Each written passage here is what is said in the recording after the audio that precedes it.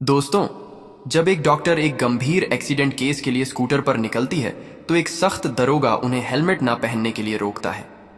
वह दरोगा बदतमीजी से उनका चालान काट देता है। डॉक्टर इमरजेंसी की विनती करती है, लेकिन दरोगा उन्हें जाने नहीं देता। 2 घंटे बाद उसी दरोगा को अस्पताल से एक कॉल आता है। जिस महिला का इलाज करने के लिए डॉक्टर जा रही थी वह दरोगा की ही मां थी। जब दरोगा अस्पताल पहुंचता है तो डॉक्टर उसे पहचान लेती हैं और कहती हैं, अब बहुत देर हो चुकी है। यह सुनकर दरोगा रो रो कर माफी मांगने लगता है। दोस्तों, इसके बाद जो हुआ उसे जानने के लिए कहानी में अंत तक बने रहना। दोस्तों, सुबह का समय था। शहर की गलियां अब भी पूरी तरह से नहीं जगी थीं, लेकिन सरकारी सिटी अस्पताल के इमरजेंसी वार्ड में पहले से ही चहल पहल थी। डॉ प्रीति वर्मा, जो एक कुशल सर्जन और सरकारी सेवा की एक सच्ची नायिका थी, अपने घर पर चाय का प्याला हाथ में लिए अपने मरीजों की पिछली रिपोर्ट्स देख रही थी। तभी उनके फोन की घंटी बजी। ये कॉल उनकी आम कॉल से बिल्कुल अलग थी।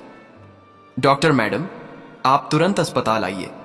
एक बुजुर्ग महिला का एक्सीडेंट हुआ है। उनकी हालत बहुत ही गंभीर है और बहुत ज्यादा खून बह चुका है।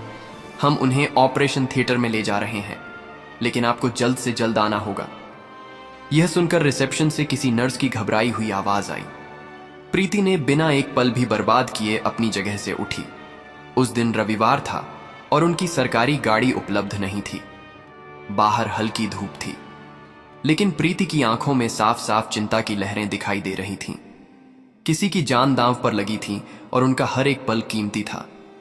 शहर की सड़कों पर धीरे धीरे रोज का ट्रैफिक बढ़ रहा था।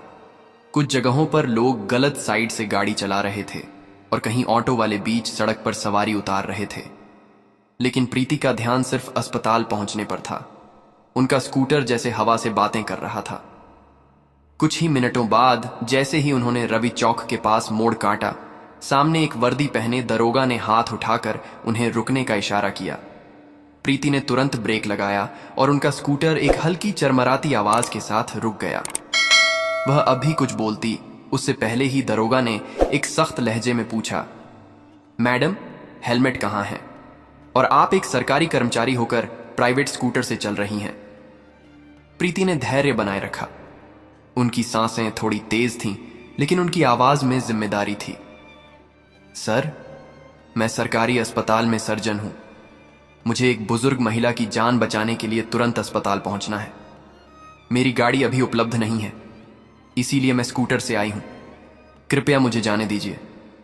दरोगा ने उनकी बात काटते हुए कहा, सबको जल्दी है, लेकिन कानून सबके लिए बराबर होता है। अपने कागज दिखाइए। हेलमेट कहाँ है? प्रीति ने अपने बैग से पहचान पत्र निकाल कर दिखाया, लेकिन दरोगा ने एक नजर डालकर कहा, मैडम, हेलमेट पहचान पत्र से नहीं मिलता। चलिए, आपका चालान बनवाइए। प्रीति की आंखें नम होने लगीं। उन्हें दूर से एम्बुलेंस की आवाजें सुनाई दे रही थीं, जो शायद उसी महिला को अस्पताल ले जा रही थीं। हर बीतता सेकंड उन्हें मौत के करीब ले जा सकता था। सर, मैं आपसे विनती करती हूं, आप बाद में मेरा चालान काट लेना। अभी मुझे जाने दीजिए, वह महिला मर जाएंगी। लेकिन दरोगा विक्रम चौहान की आंखों में केवल नियमों की सख्ती थी, इंसानियत की नरमी नहीं। उनका चालान बनने में पूरे 15 मिनट लगे। प्रीति ने बिना एक भी शब्द कहे उस पर दस्तखत किए और स्कूटर स्टार्ट कर दिया। उनका दिल भारी हो चुका था। वह सोचने लगी कि अगर उस महिला को कुछ हो गया तो वह खुद को कभी माफ नहीं कर पाएंगी। उनकी उंगलियां कांप रही थीं, फिर भी वह गाड़ी चला रही थी। अब अस्पताल और जिंदगी के बीच की दूरी बस कुछ ही मिनटों की थी, लेकिन क्या वह उस कीमती समय को बचा पाएंगी? क्या वह महिला जिंदा मिलेंगी? शहर के उस रवि चौक पर जहां प्रीति वर्मा को रोका गया था, वहां का ट्रैफिक अब और भी बढ़ चुका था। लेकिन प्रीति की आंखों में जो टीस रह गई थी वह किसी भी ट्रैफिक से बड़ी थी। वर्दी में खड़ा वह इंसान जो खुद को कानून का रक्षक मान रहा था, उसने किसी की जान से ज्यादा अपने नियमों को प्राथमिकता दी थी। दरोगा विक्रम चौहान एक 40 वर्षीय तेज तर्रार और सख्त चेहरे वाले व्यक्ति थे, जिनकी नियमों के प्रति कट्टर सोच थी। उनकी छवि एक ईमानदार लेकिन कठोर अफसर की थी। शहर के लोग कहते थे कि विक्रम चौहान ना रिश्वत और ना ही कोई रियायत देते हैं। उनके लिए सड़क पर हर व्यक्ति केवल एक नियम तोड़ने वाला नागरिक था, चाहे वह डॉक्टर हो, मरीज हो या कोई बूढ़ा इंसान हो। उन्हें इस बात से कोई फर्क नहीं पड़ता था कि सामने वाला क्यों भाग रहा है। बस यह मायने रखता था कि उसने हेलमेट नहीं पहना है या उसकी गाड़ी के कागज अधूरे हैं। प्रीति के साथ की गई इस सख्ती को वह नियमों की जीत मान रहे थे। वह वापस अपनी जीप के पास गए, कॉफी का एक घूंट लिया और अपने कांस्टेबल से बोले, आज फिर 3 चालान बनाए गए। हम लोग बहुत अच्छा काम कर रहे हैं। ये डॉक्टर लोग भी खुद को नियमों से ऊपर समझते हैं। कांस्टेबल ने धीरे से कहा, सर, वह महिला बहुत डरी हुई लग रही थी। वह कह रही थी कि मरीज की हालत बहुत नाजुक है। विक्रम ने मुस्कुराते हुए जवाब दिया, हम फिर से शुरुआत कर सकते हैं। एक इंसान के तौर पर प्रीति कुछ पल चुप रही और फिर बोली, इंसान वही है जो खुद को बदल सके और दूसरा उसे एक मौका दे सके। चलिए एक नई शुरुआत करते हैं। विक्रम चौहान अब वह दरोगा नहीं थे जिन्होंने कुछ दिन पहले डॉ प्रीति वर्मा को सड़क पर रोककर उनका चालान काटा था। उस एक दिन ने उनकी सोच की दिशा बदल दी थी। वह अब हर केस को सिर्फ कानून के चश्मे से नहीं बल्कि इंसानियत के नजरिए से भी देखने लगे थे। थाने के माहौल में भी बदलाव दिखाई देने लगा था। पहले जहां जवान गाड़ियों को देखकर चालान की तैयारी में रहते थे, अब वे सबसे पहले जरूरत समझते और फिर कोई निर्णय लेते थे। यह सब देखकर थाना इंचार्ज भी हैरान थे। क्या बात है दरोगा जी, आजकल बड़ी इंसानियत झलक रही है आपके अंदर। विक्रम मुस्कुराए और बोले, कभी कभी जिंदगी की किताब को पलटने के लिए एक पल ही काफी होता है। दूसरी तरफ अस्पताल में प्रीति वर्मा फिर से अपने काम में पूरी तरह से डूब गई थी, लेकिन उनका मन अब पहले से शांत था। उन्हें अब लगता था कि एक डॉक्टर के तौर पर उन्होंने जो किया वह सिर्फ एक मरीज का इलाज नहीं था बल्कि एक इंसान का हृदय परिवर्तन था। एक शाम अस्पताल के बाहर उन्हें कुछ बच्चे दिखाई दिए जो किसी घायल कुत्ते को लेकर दौड़ते हुए आ रहे थे। डॉ प्रीति तुरंत नीचे आई और बिना देर किए उस कुत्ते का इलाज किया गया। पास खड़े लोग यह देखकर हैरान थे कि एक सीनियर डॉक्टर जानवरों को भी उतनी ही संवेदनशीलता के साथ देख रही थी। तभी पीछे से एक आवाज आई, यही है असली सेवा। प्रीति ने पलटकर देखा तो विक्रम खड़े थे। आप यहां? विक्रम ने जवाब दिया, मां को रूटीन चेकअप के लिए लाया था, फिर देखा कि आप जानवरों का भी इलाज कर रही हैं, सोचा मिलूं। प्रीति मुस्कुराई और बोली, जानवर भी तो जिंदा है, उन्हें भी दर्द होता है। विक्रम गंभीर हो गए और बोले, आपने मुझे बदल दिया है डॉक्टर मैडम। अब मैं हर केस में इंसानियत ढूंढने की कोशिश करता हूं, चाहे वह अपराधी हो या पीड़ित। प्रीति ने कहा, और यही बदलाव हमारे समाज को चाहिए। आप जैसे लोग अगर बदल जाएं तो सिस्टम को बदलने में ज्यादा समय नहीं लगेगा। अगले दिन विक्रम को एक स्कूल में एक जागरूकता कार्यक्रम में बोलने के लिए आमंत्रित किया गया। बच्चों के सामने खड़े होकर उन्होंने जो बातें कहीं वह सीधे दिल से निकली थीं। जब तक हमारी वर्दी में इंसानियत नहीं होगी तब तक कानून का डर सिर्फ डर ही रहेगा, सम्मान नहीं बन पाएगा।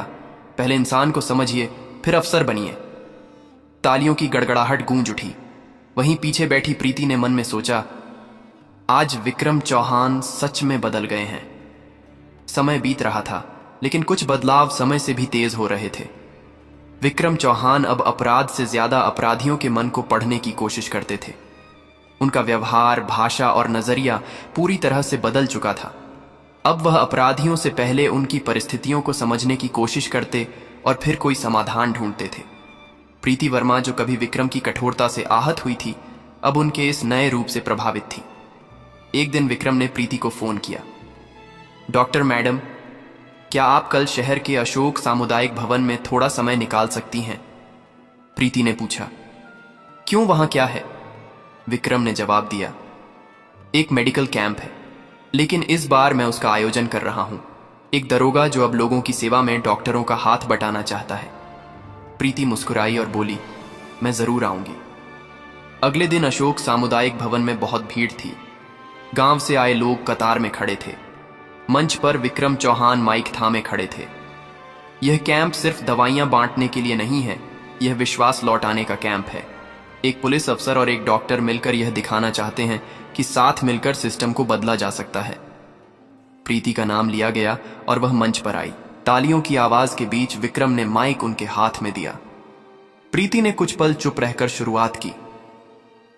जब कोई डॉक्टर इमरजेंसी में जा रहा हो और उसे रोका जाए तो उस 1 मिनट में कई जिंदगी पीछे छूट सकती है। लेकिन आज वह अफसर जिसने मुझे रोका था, वही इस मंच पर खड़ा है और जिंदगियां बचाने में मदद कर रहा है। इससे बड़ा परिवर्तन और क्या होगा?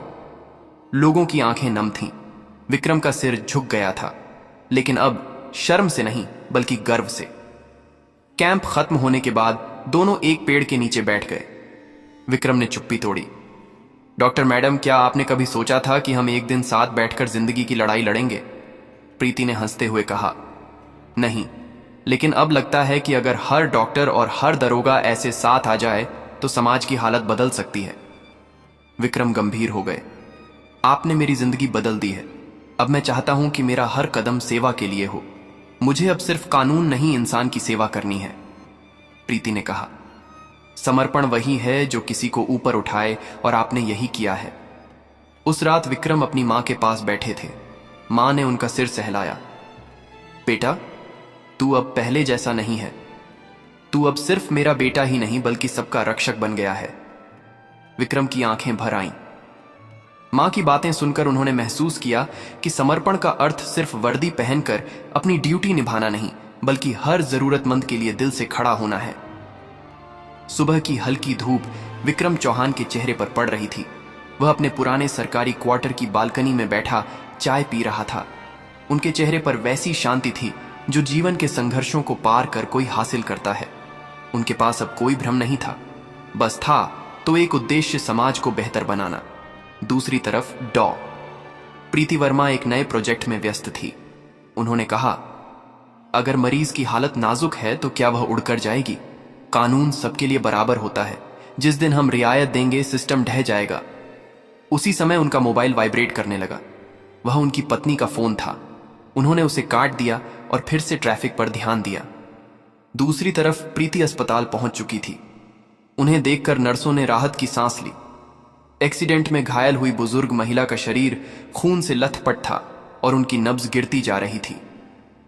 प्रीति ने तुरंत दस्ताने पहने और बिना एक भी मिनट की देरी किए ऑपरेशन शुरू कर दिया। भीतर एक युद्ध चल रहा था, मौत को हराने का युद्ध। बाहर मौसम बदल रहा था और भीतर जिंदगी के मायने। प्रीति के हाथ कांप रहे थे, लेकिन उनका दिमाग पूरी तरह से स्थिर था। उन्होंने मशीनों की जांच की। एक नस फट चुकी थी। उसे सिलने के लिए बहुत ही सूक्ष्म उपकरणों की जरूरत थी। ऑपरेशन थिएटर में सभी सहमे हुए थे, क्योंकि सब जानते थे कि अगर कुछ मिनट और देरी हो जाती तो शायद महिला नहीं बच पाती। इधर रवि चौक पर विक्रम चौहान अभी भी चालान बना रहे थे जब उनका फोन फिर से बजा। इस बार कॉल अस्पताल से थी। एक घबराई हुई आवाज सुनाई दी। दरोगा साहब, आपकी मां का एक्सीडेंट हो गया है। किसी ने उन्हें अस्पताल पहुंचा दिया है। उनकी हालत गंभीर है। आपको तुरंत आना होगा। उनका चेहरा पीला पड़ गया और मोबाइल उनके हाथ से गिरते गिरते बचा। क्या मेरी मां? कहां? कब? कैसे? सर, बहुत ज्यादा खून बह चुका है। डॉक्टर उन्हें ऑपरेशन थिएटर में ले गए हैं। आप जल्दी आइए। विक्रम को पसीना आ गया। उन्होंने जीप की चाबी उठाई और पूरी रफ्तार से अस्पताल की तरफ निकल पड़े। उनका चेहरा अब वैसा नहीं था जैसा चौक पर था। अब वह कानून के रक्षक नहीं बल्कि एक घबराए हुए बेटे थे। हर सिग्नल, हर ट्रैफिक लाइट उन्हें काटने को दौड़ रही थी। उन्हें वह पल याद आने लगे जब उन्होंने प्रीति को रोका था। कहीं वही डॉक्टर तो नहीं? नहीं, क्या पता कोई और हो। पर जैसे ही वह अस्पताल पहुंचे, वह रिसेप्शन की तरफ भागे। मेरी मां कहां है? विमला देवी नाम है उनका। नर्स ने कहा। डॉक्टर प्रीति वर्मा उनका ऑपरेशन कर रही हैं। आप वहां इंतजार कीजिए। उनके पैरों तले जमीन खिसक गई और उनका चेहरा लाल हो गया। प्रीति वर्मा, वही डॉक्टर जिन्हें मैंने रोका था। वह ऑपरेशन थिएटर के पास पहुंचे और शीशे के पार देखा। प्रीति सफेद कोट में खून से सने दस्ताने पहने गंभीरता से उनकी मां का ऑपरेशन कर रही थी। उन्हें खुद पर शर्म आने लगी और उनकी आंखें भर आईं। मैंने उसी को रोका था जो आज मेरी मां की जान बचा रही है। अगर और देरी हो जाती, अगर वह हार मान जाती। विक्रम चौहान की दुनिया जैसे थम सी गई थी। उन्हें पहली बार कानून की नहीं, इंसानियत की अहमियत समझ में आई थी। ऑपरेशन खत्म हो चुका था। प्रीति वर्मा ने गहरी सांस ली। नर्स ने उनका पसीना पोंछा और एक कप पानी आगे बढ़ाया। प्रीति की आंखों में थकान थी, लेकिन एक संतोष भी था। एक जिंदगी बचा ली थी, चाहे कितनी भी देरी हुई हो। दरवाजे के बाहर विक्रम चौहान पथराई आंखों से खड़े थे।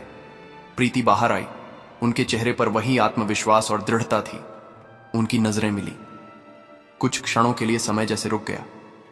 प्रीति जिनकी नहीं, रुकी नहीं, बस एक डॉक्टर के अंदाज में सिर हल्का सा झुकाया और आगे बढ़ गई।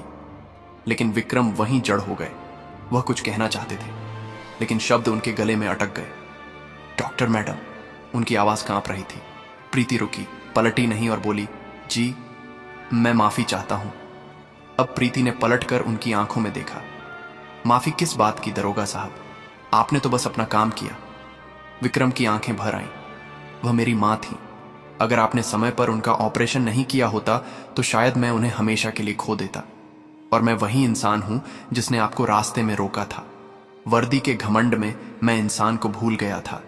प्रीति की आंखों में अब भी कठोरता थी, लेकिन वह कठोरता अब संवेदना में बदलने लगी थी।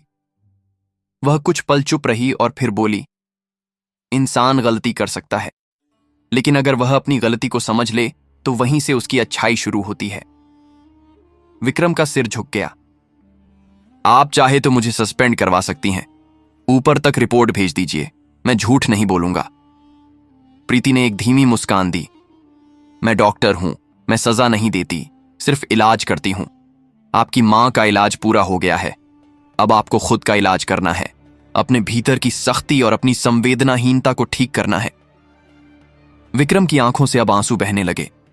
वह उस इंसान के सामने खड़े थे जिसे उन्होंने सड़क पर बेइज्जत किया था, और वही इंसान आज उनकी मां की जान बचाकर खामोशी से चला गया था। अगले दिन विक्रम चौहान अपने थाने पहुंचे।